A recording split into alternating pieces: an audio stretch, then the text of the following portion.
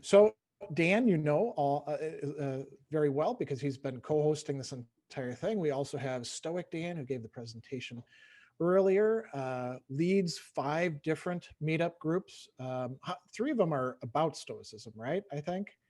Yes. So he's got a lot of practical experience and background. He also hops into a lot of other Stoic groups as well. So you might think of him as a good person for best practices. You know, he could talk about what works, what doesn't work.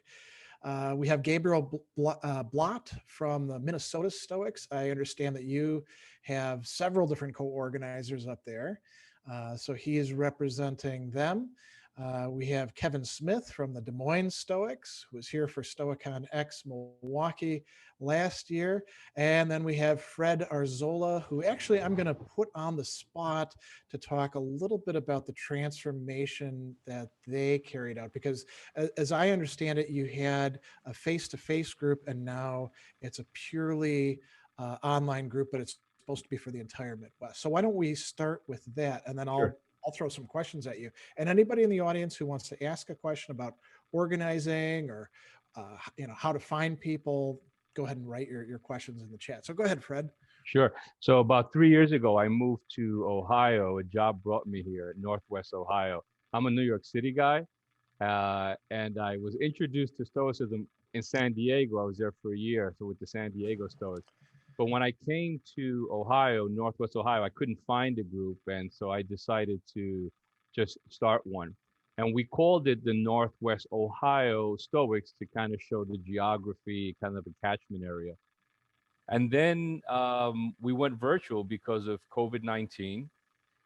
And Greg Lopez, who spoke earlier, sent out a call to people who wanted to kind of more permanently start a group. And our group was, we were okay meeting virtually, and we decided to be a permanent virtual group. But then we made some changes, right? First, as a group, we decided that was good. We changed the name to broaden the catchment area to more, Midwestern, right? So that was that. And then we called it the Midwest Virtual Stoa, right? So from the name, you get a sense that this is a little bit more permanent. And what's been interesting about that is we haven't changed the way, we've had some minor changes in the way we process, but it's broadened the area. So we've had a person from, say, Washington, D.C., who joined us, or broader parts of Ohio.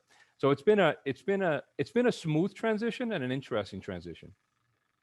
That's a good thing to open up for the entire group then, since we all had to go online. The only Stoicon-X that isn't online is in Moscow. And I actually wrote them and said, are you sure you're not doing an online event? And they said, we're not, but all of the rest of us are. So the transition, the pivot online, how has it been? What you were talking about with people coming in from other places, Stoic Dan is an example. He comes to our Milwaukee Stoic Fellowship. It seems like we're broadening the net. What is your experience been, all of you, with that? I can jump in here. The going online is just one of the ways that I think a group has to adapt to the times. Through the years, we went through other adaptations. I tried to have a Spanish-speaking group and a Portuguese-speaking group for Stoicism, and we had very limited results. So I, as a Stoic, I realized this is my Stoic chance. I gotta say that this did not work. I'm gonna try something else.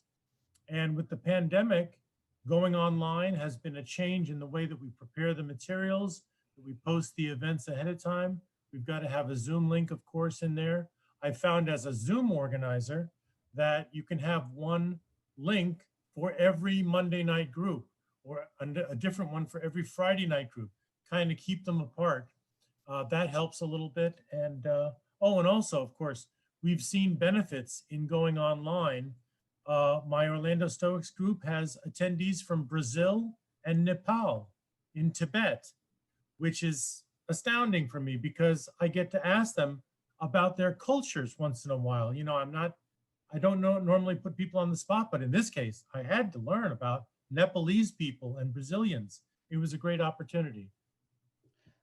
I would like to add that it's sad because we're such social creatures, and being in physical contact is such a drive for us. And so there's definitely a number of people that dropped off once he started to go online, because there was that want and need for that social community, and you don't quite get that same feeling once you are just sitting at your computer. And but yeah, just as Stoic Dan said, the the breadth of the people that you can then actually bring in, and know you're no longer constrained to your physical locality, is something great. And I don't know if we're talking about Claudia, the same person from Brazil, coming into these different ones. But yeah, it's great to have this international connection. Gabriel and Kevin, have you had a lot of people coming from outside of your particular group to your online meetups? Yes, we transitioned probably when most everyone else did in late March or early April, and it was fairly seamless. At first, it was most of our regulars that we had in person, although that's slowly grown over time. Like Stoic Dan comes to mind several times, and he's in Orlando. My family is all over the United States, so one of my brothers is really into Stoicism in Maryland, so he got to start attending. We have people from Toronto, all over California, Texas, etc. So that's certainly been a benefit. We had a book club where for one of Donald Robertson's books, and he was a guest at the end when we finished up and got to speak about the book, something we would have never been able to do if we weren't online, because he was in Greece at that time. So there's a lot more opportunities. Now, there is some of that personal connection that's lost when it's online only. We used to, after meetups, meet up to eat or drink or whatever it is. And there was a lot of friendships formed where now it's just virtual. So it's not quite the same, but it's, there's a lot of, we will continue being virtual long after this virus is done, but we will also probably have in person as well. But it's been a lot of success. One of the things I wanted to ask about was best practices and worst practices, things you tried that definitely nobody else should try, or things that worked out particularly well. And yeah, I'll mention, we talked about this a little bit earlier. So both Stoic Dan and Dan Hayes are doing these Stoic walk and talks. That seems like a particularly good practice. A little bit challenging up here in the Midwest in the winter, of course. But there's other places. We were experimenting, I think, with the Grand Avenue as a possibility for before they closed down for walking. Which is a mall. Yeah, and so what are some other best practices, things you think really worked out, or some things that you're like, man, that did not work at all? Hey, Greg, So- it's Andi. I can jump in with something here, if that's all Sure. right. And just so everyone knows, I'm right downstairs from Greg, and we're sharing bandwidth, so you'll see my photo, not my video, just to make sure we can both stay connected. But one of the things that I would suggest to anyone who's looking to organize a Stoic meetup, or obviously we're virtual right now, but depending on your location, you may have some capacity to engage with others in a physical space, and that would be just to remember the public spaces that are hungry for folks to join and be there right now. So we typically used libraries at the beginning because our libraries in our municipality are free of charge, so we could use the meeting rooms for free, and that was always helpful. But just in terms of kind of pursuing the good, I would say that if there's a cafe or a restaurant, perhaps there's a capacity limit, but if you are looking to do something in person, to remember to reach out for community partnerships. That can always be like a good, right? Like a mutually beneficial arrangement. So that might be something to consider depending on where you're located. If you're trying to keep,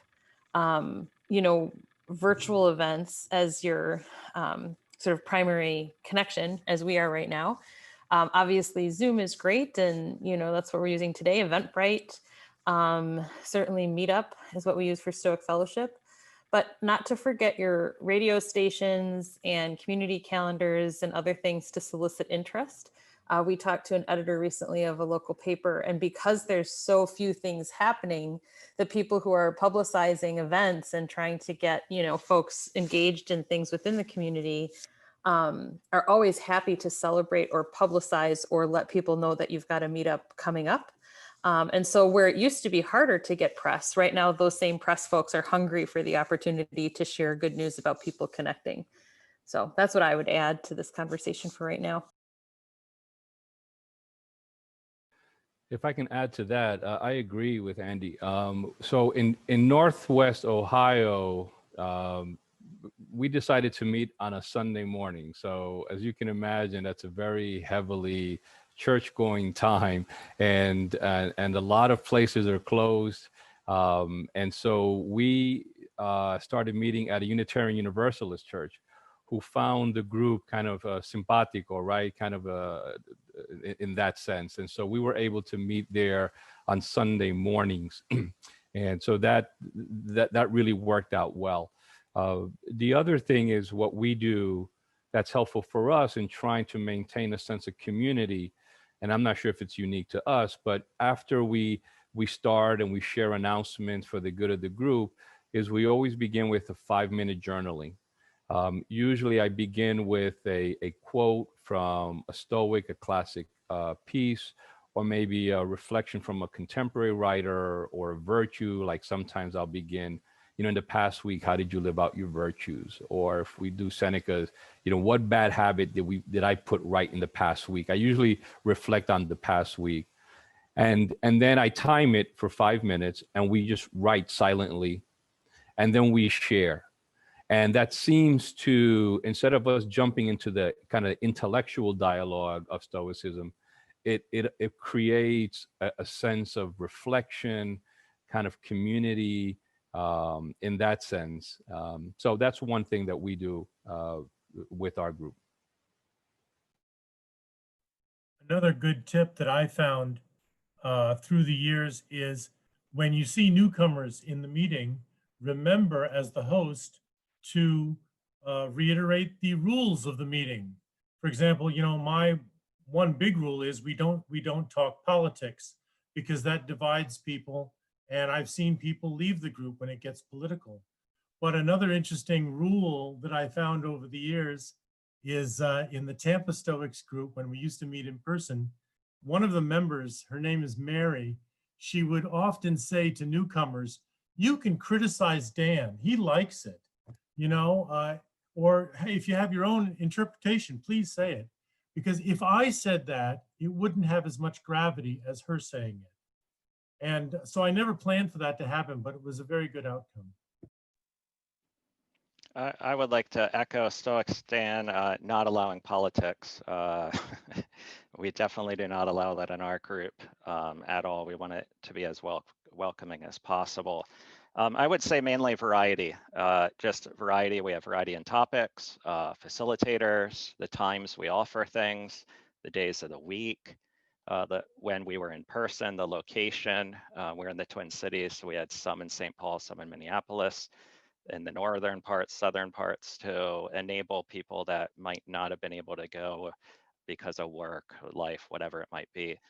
So always having a lot of options there definitely helps. One thing that also helped is Stoic Dan certainly knows it there, and I'm sure many on here know it.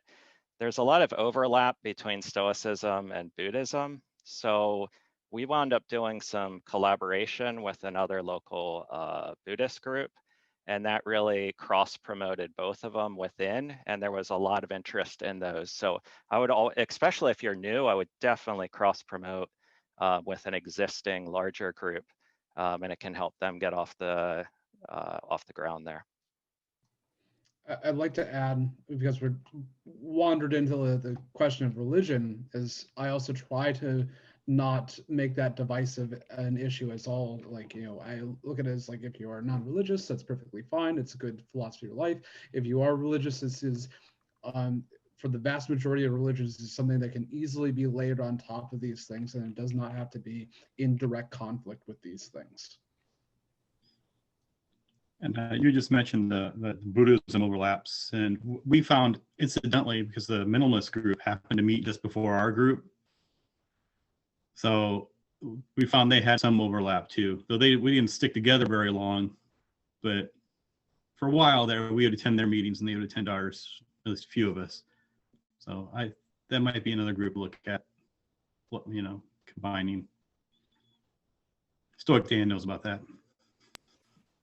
That sounds like a great idea. We've got some conversation here that let's jump into it. So Sean said, any thoughts about how Stoicism can be combined with art in a Zoom group? Drawing together with my creative friends makes for some really good connection. I can't think of how to mix Stoic with art, but the mingling of mind and heart would be powerful. And then Andi weighed in and said, journaling could be applied to art, sketching, painting. And Claudia said, a good art here, I think, would be storytelling about lives and culture of the Stoics being studied. And then Timothy weighed in and said, we've done Stoicism through art history images. So it sounds like there's actually a lot of room for incorporating, let's call it the visual aspect with Zoom. What are your thoughts about that? Yeah, Timothy there is one of our facilitators here, and he's a retired art teacher. And yeah, he taught one on art. So unfortunately I wasn't there, so I don't have as many details of that particular meetup. But we've certainly incorporated that, mindfulness, walking, other things that aren't necessarily like considered super stoic, where we've had other ones on judgments or virtue and the more traditional topics. So it's good to see how it relates to other aspects in life. And again, that's sort of a cross promote. You got a lot of people that also like art and that might be interested in Stoicism, and how do they relate? Because they do, it's just not always super explicit. It's probably self-evident, but what I neglected to say is after the journaling, we spend time sharing our experiences, and that becomes very rich, right? That's where people share how they've lived out the Stoic virtues in their life. And so I think that could apply to art, and that's a wonderful way to implement that. And again, the idea of doing it, but also processing it as a group. I'll just mention, I put something in the chat. On Sunday, the 1st of November, there's another Stoicon-X focused on journaling, and I'll actually be presenting at that, but I would welcome anyone who's interested in talking about that a little bit more to sign up. The bit.ly link is in the chat. Yeah, I like the idea of the journaling suggestion at the beginning of a meeting. Another thing the Orlando Stoics did for a while is we had social time after the meeting. That is, for those who could stay an extra 15 minutes, I would just have no agenda and everyone could talk about whatever they want.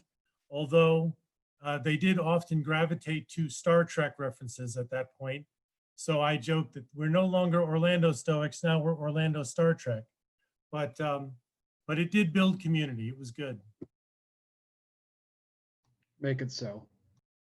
So that's actually a good lead in. Since we are forced into this online space, it's a little bit harder to do some of that stuff. I mean, we can have sort of an unprogrammed talk afterwards. But yeah, I mean, I've been thinking about that too with this Stoicon. We could do breakout rooms, but those aren't quite the same thing as meeting somebody out in the hallway and chatting with them and then catching up with them. How do we do that sort of thing in this online setting that we're probably going to remain in for quite a while? I'll speak to that quickly. And it's also kind of a comment on what John Smiley put in the chat about Q&A, lecture, getting people to read resources. I'm one of the few people that I know and have talked to that loves this shift to online and the pivot. And I think it's great that we can all, connect virtually. I think tech can be a huge enhancement and enabler for connection, especially for people who are less likely to maybe speak up or join in if they have to physically be present with someone. I think we're reaching a completely different audience in completely different ways. So I'm a big fan of this. I'm not saying I'm a big fan of the restrictions or COVID or anything like that, don't get me wrong, but the idea that we can interact with people across the world and share ideas, I think is a cause for celebration. And so I think the big thing is, from my mind, in the events that I've hosted and in the workshops that I've done on this very topic, is to acknowledge that it's different, but not focus on what we cannot do and instead focus on what we can do. So getting people to interact with the technology can be intimidating at first. If you start with just a micro lesson on having people throw up an emoji or change their name or do something so that they feel a little bit more tech competent, I think it can help a lot. Starting every event by having people put, just a word in the chat that describes how they're feeling right now, or a question that they have, or, something like that, can just get that flow going. And then the one is no longer one, they're one of many, not to, go back to Star Trek references, but I think that there's incredible opportunity there for us to just really connect more. And breakout rooms can be great, especially if you don't try to control them, right? If you manage your expectations and you don't try to overly structure them and you say, here's some possible prompts, I think what happens is folks emerge as being much more comfortable than we're thinking they are. And the less we talk about how different it is in a negative way, and the more that we focus on how different it is in a way that it's just simply different, it gives us more freedom to connect as people via the technology, rather than feeling like we're forced into this new way of being. Because you're right, we don't know how long this is going to, go on for, but let's make the most of it. Right now, all of us together, are in this room, in this space, some perhaps in pajamas, some perhaps in the morning, some perhaps at night. We have our, food and beverages of choice. We can take a break and leave and no one is the wiser. It's actually much more comfortable in many ways to interact and get what you want out of participation, rather than feel that you've got this framework and you have to be present and, you can't just take a moment to pause, journal, reflect on what you're hearing. There's lots of advantages. So I would just say that's one of my big things, is to kind of focus on what we can do and really enjoy it. There were 2 points Andi said that I want to just kind of punctuate. One thing made me laugh is we have a handful of rules also, like Stoic Dan says. And one is we will be temperate in our discussion, right? No monopolizing of the group, because, Stoic folk could talk. Right? But the other thing that's interesting is I'm in a different group. I'm also in a writing group. And we have members in the writing group who have joined the group.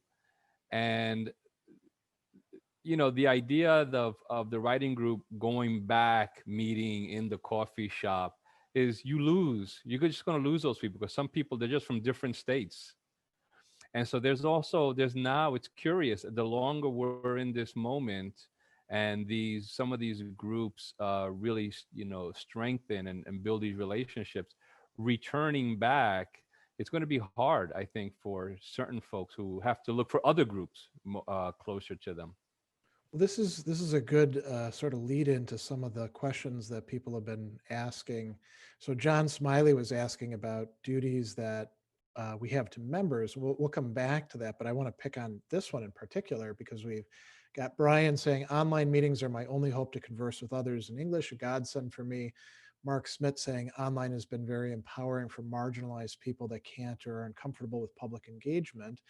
And then Kirsten says, I'm shy, more likely to attend a virtual meeting as opposed to convincing myself to drive to unknown locations. So if we do transition back to face-to-face, do we have a duty, do you think, to maintain an online alternative, an online presence? Maybe we should think about coordinating that, So Matt Benetta's little catchphrases, bad fortune born nobly is good fortune. And I feel like this whole pandemic is our bad fortune, but born nobly, we have now found new ways of conversing and interacting that have benefits that we would not have known without this particular situation. And I think that just because we will potentially or eventually we'll get over this pandemic, that does not mean that we have not realized that these things are beneficial, and these will still continue to maintain themselves in some form or another, maybe diminished, but I believe they'll still stay.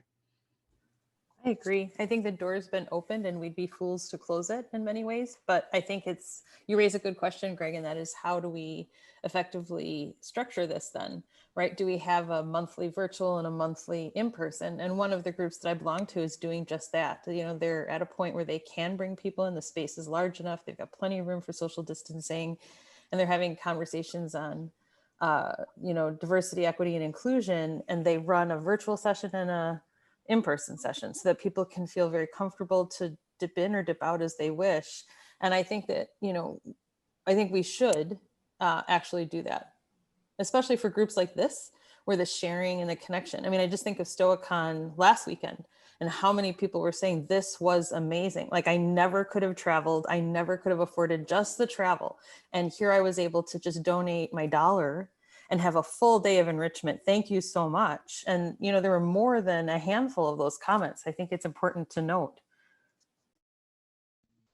And actually, this is something I was recently kind of considering. I was thinking, once this is over, I haven't got this thought out, or I have no conclusion yet, but there's probably a way to do both in-person meetings and a virtual meeting at the same time. And I was thinking maybe like some of us have conference rooms at our offices, if your office would allow it, where you could do the video conferencing online while you were meeting in person with the local people. It's just a thought I've kind of had in the back of my head. That would, what they call in education, a hybrid meeting, right? So some people are there face to face and then it's being broadcast to others. The interesting thing that's happened with the Orlando and Tampa Stoics group is the Tampa group was ready to get back to meet in person before the Orlando group. And what naturally worked out, I didn't plan for any of this, but the Tampa group, one of the regulars stepped up to be the host. So now he's hosting the group on Friday nights. And I mentioned in an email to all the Tampa Stoics members, if you want to continue with the online meeting, come to Orlando Stoics, which is all online. So it naturally, now we have in-person and virtual meetings at the same time, but different hosts and different topics. So it just worked its way out by itself. Yeah, I know we're definitely going to have online classes well after, or meetups well after this is over. I'll probably do a little bit of both. But the online offers a lot of advantages. One, for people out of the area or from small rural areas that there is no club that they could go to, as well as people that might be just too shy, that they would feel really uncomfortable going into an established group that everyone knows one another, where Zoom really opens it up. They don't have to have their camera on. They don't even have to talk. We have plenty of people that just come to listen, and they say that right at the beginning, and that's fine. They just want to do that. So, and like even one of our very regular members is moving tomorrow to Georgia, but he'll be able to maintain, keep coming to our group now that we're virtual, where if we weren't virtual, that would be the end of our, that would be the end of visiting the Minnesota Stoics. He's going to have to go find one in Atlanta at that point. So I think there's a lot of advantages, and I know we plan on remaining online, but we would probably have some in-persons after that fact. So Stoic Dan brought up a topic about having others start doing meetings. And I think this is one thing to really maintain a good community, is giving agency to your community members, to give them small jobs. And once you give them some part of that, it makes them feel like it is their own, and it makes them want to come back more, as well as, good leadership is also proper delegation. Yeah, I think that leads to another important issue. So, a lot of these Stoic groups have been around for maybe 5 years tops. And this is also something that we're dealing with the modern Stoicism organization, succession planning, right? You don't want to have the same people running everything all the time, right? You want to start getting people who can organize and take over, and like, for example, with the MKE Stoics, I don't plan on being one of the main organizers for the next 20 years. I want to see some other people developed who can jump in there as well. I think that makes groups much more healthy. And it sounds like the Minnesota Stoics have really been training up quite a few people. Maybe you want to say something about that, Gabriel, because I when I first contacted you, I think I was contacting Nick, who's now moved on, right? So he kind of passed the baton, so to speak, but a whole bunch of batons. Yeah, it's been passed several times. So it's really, we keep grooming them from existing members after they've been there long enough. I know Tim, who's here, who's now a co-facilitator, started expressing interest. So the first couple we collabed, and then when he was comfortable on his own, he started doing his own. We used to only meet once a month. And there was an interest in a more frequent meeting, but the hosts at that time, once a month was all they could do. So I asked, and so I started up as well. And so now we're up to like 5 or 8 meetups a month, where we were just at one only, I don't know, 2.5, 3 years ago. So it's really reaching out to existing members that clearly have the passion and knowledge to do it, and trying to groom them, or sometimes they come to me, but other times, or they have a suggestion for Meetup and like, well, why don't you do that? And so we have yet another host starting up next month on, it's more of like a recap, an end of the week recap of like, where did Stoic principles work for you in, like what situations, and then also like you could ask for help for others, because there's so many times people ask for like practical advice. Okay, we got all the theory down, because I'm notorious, I'll do 2-hour lectures on theory, but it's like, how do we actually do this? How does it actually make our life better? And people love those personal stories, and this one will literally be just that. So. Gabrielle made some really good points. First, again, moving from an urban center to a rural area, the benefit of the online meeting is just huge when it's so limited in certain areas. Also, as was mentioned, we have members who come on and they don't turn on the video. But they participate fully. They give their input, or they're just listening, but they just keep the video off, and that's okay. But they're regular members. You couldn't do that in a regular meeting. And a final thought is, one of the benefits of the virtual, especially when we went to the Midwest virtual Stoa, is we had new members who were more veteran Stoics, right? People more along the way. And that really added a richness and a depth to the group and insight. Because when I started, we had more novices, more neophytes there, including myself. So that's really been a wonderful benefit, just being virtually.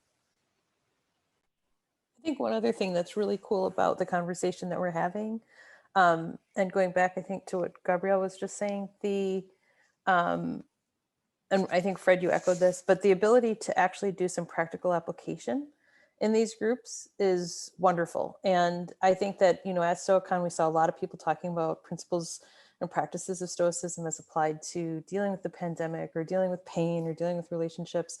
When we first started the Stoic Fellowship, it was such a curious group that showed up, and it was kind of like, some people had a background, some people didn't. But what we invariably seemed to do in the very early stages was talk about how this was impacting our work, our lives, things like that. And one thing that I've always thought would be really cool, and maybe virtual means would allow that, is to have kind of a collection of short submissions where people who are really curious about how, if they're in healthcare, for example, how are other people doing this, could be used. And there could be almost, kind of an inter-fellowship space to share some of the journaling practices, share some of the stories, have a meetup maybe where it's Fred's group plus, the Midwest group plus whatever, and do what we're doing here today in the Stoicon-X. Our Stoicon Milwaukee last year was amazing. It was great fun, fire alarm and all. We broke bread together. We had all kinds of fantastic conversations. But there is something really great about being able to connect all of us in this space And I think perhaps this should be something that we continue to do. I know, we have an international presence here today. I mean, it would be great to continue to have more of these kind of larger group meetings, not just Stoicon-X, but, to have more of these conversations for the same reasons. And not to do, I mean, the Stoic Fellowship does do some of that stuff, but it's like committees and how to promote this, and it's all a lot of work, not as much fun. So I think we need some good fun meetings, or variety meetings or something like that. There's a good question or point here by Trina. For those who may be intimidated by exploring Stoicism, online is a great way to find out more. Have you noticed an increase in women and other changes to diversify your groups? And then Mark had a similar point about South Africa. How would you go about making Stoic events more accessible to underprivileged communities? Is there a duty to do that? Should there be some sort of Stoic outreach? So those are some important points, I think. What do the rest of you think about that? What I've found over the years is that men tend to attend meetings more than women. There's maybe something about Stoicism that appeals more to men. So therefore, when women do show up, or other smaller groups, like also, I appreciate when a person who's Hindu or Muslim shows up. And the way that I encourage them in the future is I just send them a little note afterwards saying, thank you for coming. Thank you for adding to the conversation. Just a little bit of that from the host can encourage them to come more often. Sometimes the topic will do it as well. Yeah, women in the group is always a tricky topic. When we were in person, it was definitely dominated by males, but we do have more women online now, not more than 50%. But the topics can make a difference. Some of our most popular ones were on mindfulness and Buddhism, as well as I recently had one on the softer side of Stoicism, emphasizing that kindness and gentleness and patience and other pieces that are not as emphasized as much. It's usually seen as cold or not caring about other things or being immune to troubles. So there's some topics that might speak to others better. So just making sure you have that variety and emphasizing that also that diversity in Stoic thought, because it certainly existed there right from the get-go. Certainly Aristos and others were disagreeing right away. So it's okay to have that. So as for underprivileged communities, that's a great question. I don't have any insight there, and I'd be curious from the other panelists. We're a young group. We're just here. We just started a year, so it's still pretty small. But in terms of gender, it's about 50-50. And we've basically just done studies of works. We did Epictetus and Chiridion and Marcus Aurelius Meditations. Now we're looking through, William Irvine's A Guide to the Good Life. But the participation from a gender perspective has been really, really good. But where we are lacking is this equity gap, right? People of color. And, I'm Hispanic, but, I live in an area that's predominantly homogeneous. I'm just that's an area that I'm just acknowledging that that's an area that we don't have much diversity in our group. And it's something that, it's important to address. I'd say it's going to take a little bit of marketing, because we're all fighting against this, stiff upper lip stoicism that has been kind of like the prevailing idea of what it is to be a Stoic. And this idea of like putting out, as Gabriel said, of putting out topics that are much more enticing, that kind of push back against that incorrect thought with a little less stoicism is a good way to start. I think people are hungry for connection right now as well. And I think that, the types of contemplative lives that people who are in a position of some privilege have been able to live working from home, for example, doesn't apply to everybody, right? There's plenty of people within the workforce that cannot make that choice. And I think that, I agree with everyone about the inclusivity piece. If the goal is to create more, a group that represents the population of the community it serves, I guess, right? Would be maybe the best way to think about it, is to make sure that the messaging is reaching everyone. And every single time we host an event, Greg and I, the last line is all are welcome. And we mean that, right? It doesn't matter if you disagree. It doesn't matter if you know, are here to fight us on every topic and, you know, you come to be the antagonist. You're welcome in the conversation. And so I think that's an important piece, is really making sure that, as everyone has said, the group dynamic, the messaging, the reception, you know, the outreach, all of that is important because it benefits us all. And we learn from one another through that type of engagement. You know, I think too, in a city like Milwaukee, which is, you know, the most segregated large city in the United States, at least by some measures, we probably need to think a little bit more once we start going back to face about locations, because when we, you know, when we're doing stuff in Shorewood, that's a tough sell, I think, for a lot of people in some respect. You know, we do Milwaukee Sophia, which is the Society of Philosophers in America on the south side of Milwaukee, in one of the other libraries. And that's more, you might say, of a neutral location. So I think we're probably going to have to rethink where we're meeting face to face for the Milwaukee Stoic Fellowship once we resume.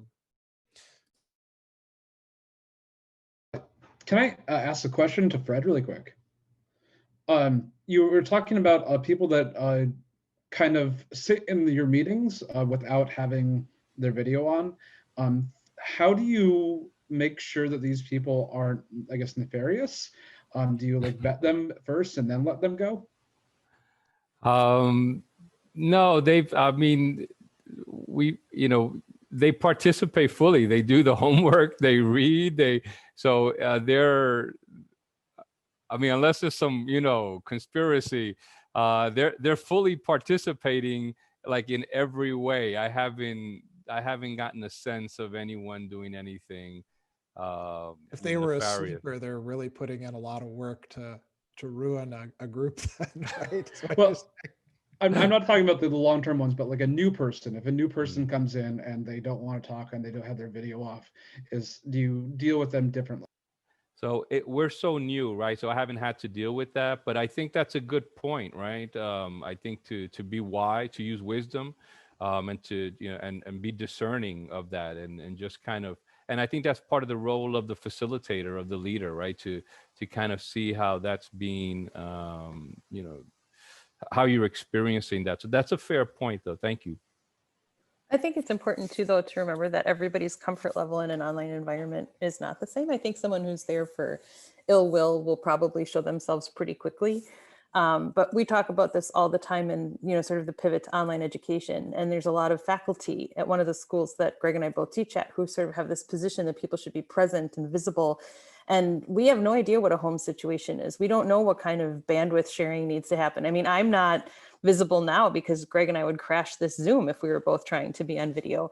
But, you know, I've also been in meetings where a person is participating to the capacity that they're able because of whatever is going on in the background, whatever is happening, you know, in their economic situation, their domestic situation. So I think it's important just to treat this as a neutral space and assume the best unless someone shows you otherwise, because we don't know what we could be, you know, sort of damaging in terms of that connection if we were to just immediately sort of shuttle people out or put them on the spot and ask them questions. I think that's a dangerous pathway.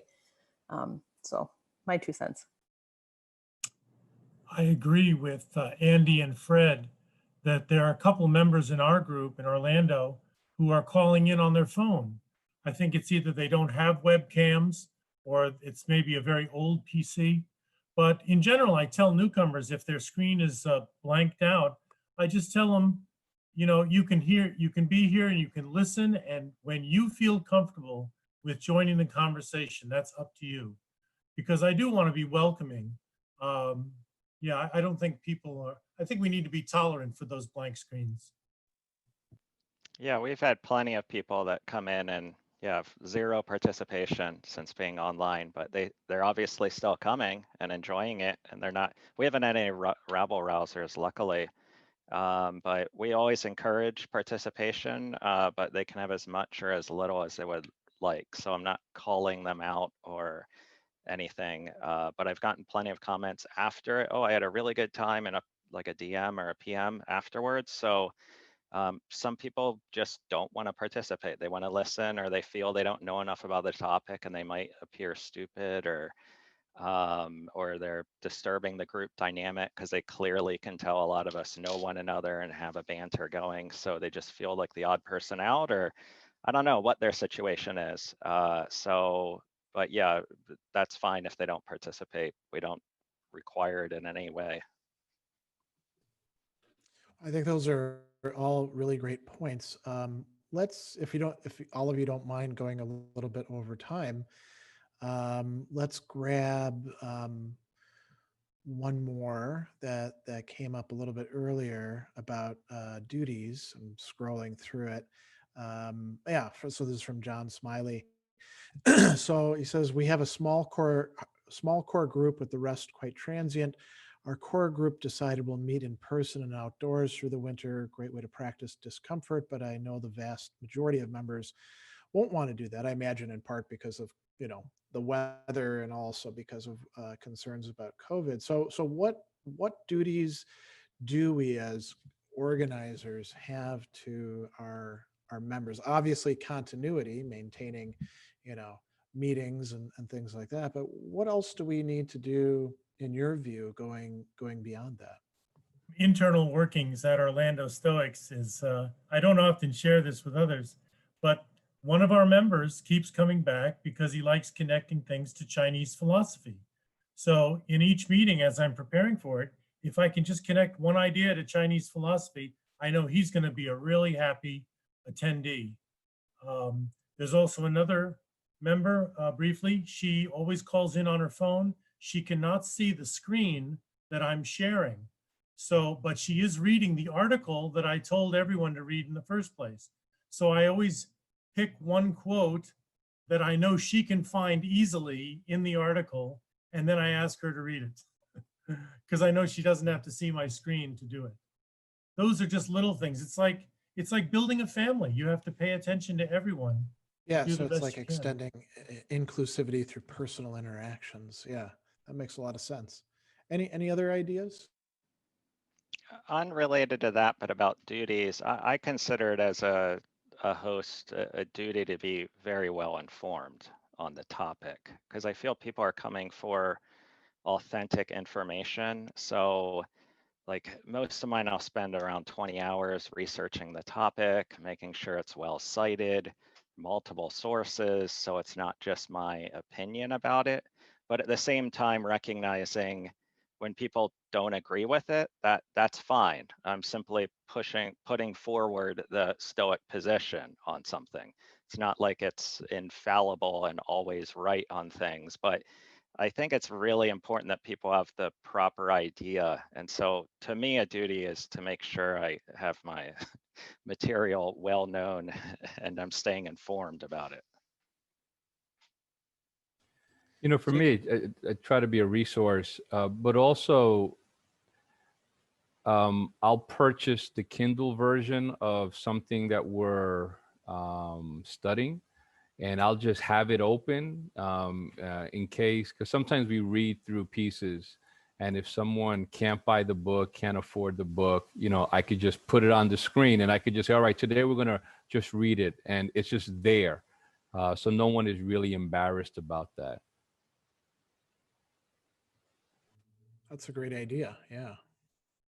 I think that's a great point, the accessibility issue, and to minimize the feeling of, this sort of like barrier, right? Like there's this elite knowledge and only those who have it should come and all of that. I know Greg has done a great job with posting reputable, to the earlier point, but reputable internet resources so that someone can download it. We've talked to the libraries about having things set aside, but just to create a culture of knowledge sharing and the idea that we're all here to learn. And there may be someone who is the expert in our group, but we can all learn from one another. And I love that idea, Fred, Yeah, in terms of, I always try to make sure that I have when we do our readings that I reference either a free, usually on the internet option, or very cheap, $1 or so. And there are some cases where I just bought, 6 copies and showed up with them in case somebody needed them. Found that helps. Yeah, there are definitely some books that you can pay a lot of money for among the Stoic literature. So we'd want to avoid those particular editions. Well, we're a little bit over time. So any last thoughts that any of you want to weigh in with for this great panel?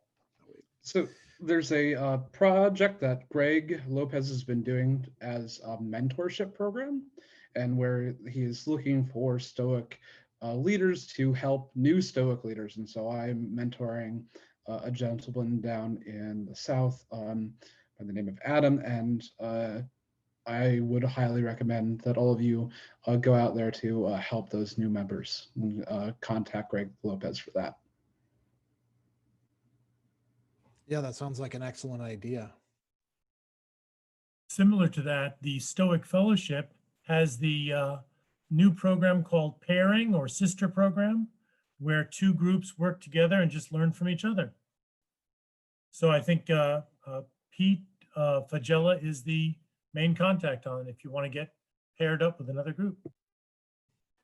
Nothing to add, just thank you very much for the invitation. Yeah, I had a you're lot very- of fun, and I look forward to joining the other groups of the hosts here. I wasn't aware of some of these other groups, and Greg, I've read so much of your work on academia.edu and watched your videos over the years, so it's funny to see you in person here. Well, sort of in person on Virtual video, person, yeah. live. So it was, I'm geeking out a little, but anyway, I had a lot of fun. Thank you. Yeah, well, thanks to all of you for joining in on this panel. I'm glad that you could come to share your expertise with people. We're going to upload this as a video, so it's going to have a much wider outreach than just the people who were able to be here. I think it'll be quite helpful. Thanks to all the other speakers, some of whom are not here because they're in other time zones that kind of make it pretty late at this point in time. But I think this is a pretty successful event, despite a few technical difficulties, mostly on my end. So I'm going to bring it to a close and say thanks to everybody. And I think that's pretty much it. Thanks, everyone. Enjoy the rest of your weekend. Take care.